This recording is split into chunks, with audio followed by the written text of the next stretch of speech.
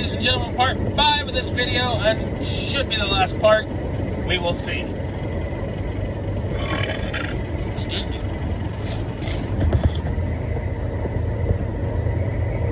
Anyways, so going through a trucking company to get your CDL determines which company you go through, determines how long you're actually in school for. Rail was 4 weeks. Pam and Swift are 3 weeks. So therefore,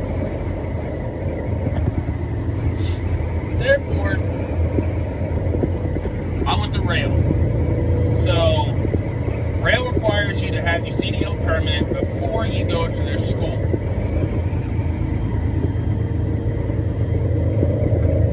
They also require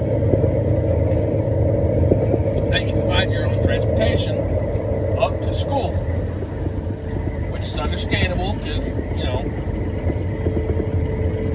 you don't pass your CDL test, blah, blah, blah, they're not going to pay for your ass to get back home.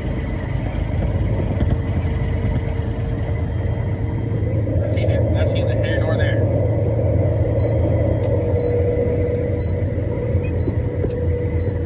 But anyways, so when I went to school, I started school in February 12th, 2018. February 11th, the day I was supposed to leave Saturday night.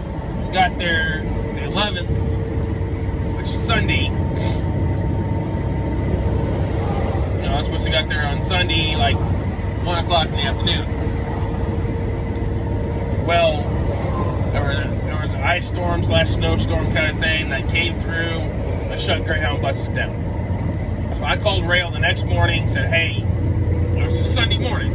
So I called them, said, hey, Greyhounds are shut down because of, you know, bad weather that's come through Missouri. I'm not going to be able to leave out of here until Monday. It's looking like now. So they rented me a car because the roads were clear. Now, but Greyhound was just, you know, being Greyhound. So Rail rented me a car, and I drove up to Wisconsin. Now, depending on what you do for Rail determines where you go to for CDL school. If you do flatbed, you go to Marshfield, Wisconsin. If you do van or reefer division, you go to either Appleton, Wisconsin, or Gary, Indiana. One of the two places for van or reefer or flatbeds, strictly Marshfield, Wisconsin. So therefore, I started off doing reefer, so I went to Appleton, Wisconsin. I got there late Sunday night, 9:30, 10 o'clock, with the rental car. I drove over. Day 1 of orientation day, February 12th. We did paperwork, went over to the school,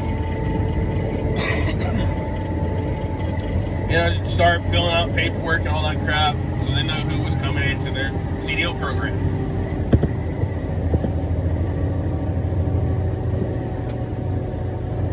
Week 1 was a lot of fundamental basics. Starting on a simulator. They got you out in the truck, but you stayed on their little track they had.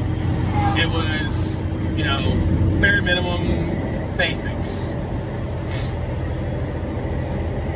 Teaching you how to drive a standard, because Rail's teaching. When I went to school, Rail was teaching you a standard. I'm not sure if they still do that. I don't know if they went to the automatics. I don't know. I'm pretty certain they're teaching you standards, that way you're able to drive standard if you're able to.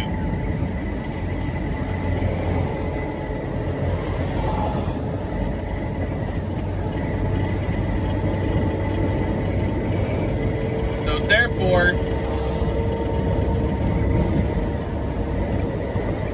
week 2, well, week 1 is half hashing out who the instructor's going to be, along with getting you the truck and simulators and everything else. Week 2 and 3 are strictly driving with the instructor and learning the pre-trip. I myself got lucky and only got one instructor the whole entire time. There are several people in my group and in my training class that had 2 or 3 instructors that were getting taught 2 or 3 different ways, so they had a little extra rough time. Well, I always got one instructor, one way of getting taught, no problems. Passed my pre-trip with flying colors, everything. But anyways, 2 and 3, you do a lot of driving, you do a lot of backing, you do a lot of pre-trip. Your first hour and a half, 2 hours of the day is pre-trip. You're running through the pre-trip, learning the pre-trip. And then you go out driving the rest of the day. You come back from lunch around noon till 12:30, and then you go driving. That's your day. At the end of the day, around 4:30, 5 o'clock, you're going back in, you're editing your logbook, because they teach you how to paper log. You're going back in, you're editing your logbook, leaving out, and going back to the motel. Rail provides you a motel the whole entire time while you're there. They provide you